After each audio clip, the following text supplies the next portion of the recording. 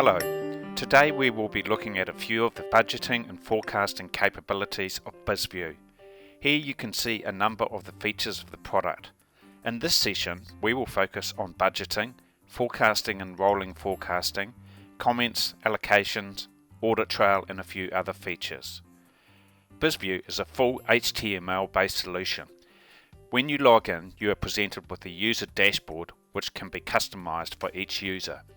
On the right we have a few charts. On the left bottom are my workflow tasks, and at the top here are some favourites I've tagged. On the left is our navigation menu. I'm going to start by entering some budget numbers for my Stockholm branch. Here I pick the branch or branches and the budget version I am working on. We can budget in multiple currencies if required. As you can see, this is an Excel-like layout. Although this is not Excel, it behaves in a similar way to Excel, including Excel formulas which we are familiar with. Up the top you can display headings and the formula bar. The area here is the data which we will input and be saved as the budget numbers. Everything else around gives us information and context we need to complete the budget. Over on the right here you can display additional information. For example, instructions on what we need to do. We can see contextual information such as last year's actuals by month. Here we can drill into the details for each level, and if relevant we could also navigate back to the document as you can see here. This example allows us to enter a 3-year forecast and have some formula logic to do this.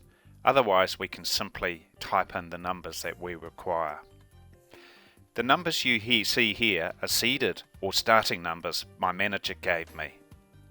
I can now make changes to these. For example, I can use Excel type formulas to take last year and add 10%. I can then choose a spread key and we can define these spread keys ourselves. If you want to overwrite any cell, we can simply enter it in here.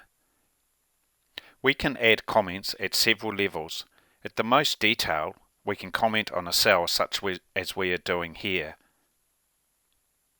Over here, we can comment on this particular budget, where we can also upload supporting documents, etc. We can also show a comment for the row. We will just display the row and enter a comment for this revenue line.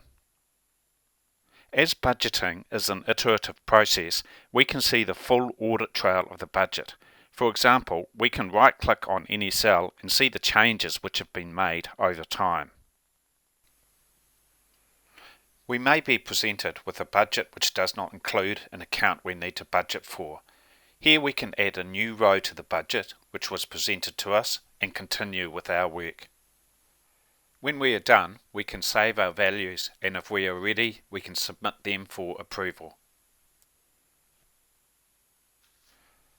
Now we are taking a look at rolling forecasts. Here we can pick a date where we are up to, in this case from May. We'll pick a couple of locations and then open our forecast. This will show actuals up until May, and then forecast amounts from June onwards, which we can update. Over on the right here, you can see some relevant information to help us with the forecast. Now we will look at forecasting for item quantities and unit prices. Here is a sales forecast where we are forecasting sales quantities and prices in order to contribute to our sales revenue.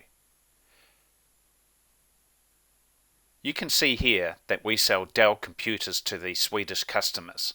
This shows quantities, which we can adjust here, and then over on the right you can see the prices. We can make a change to the price, and then we can see our total revenue by item. We will now show you how we can set up cost drivers and parameters, which will then be used for budgeting of staff in this example. Here are the on-cost rates which we want to amend as parameters for our salary cost calculations. I'll change a couple of numbers here and then save this.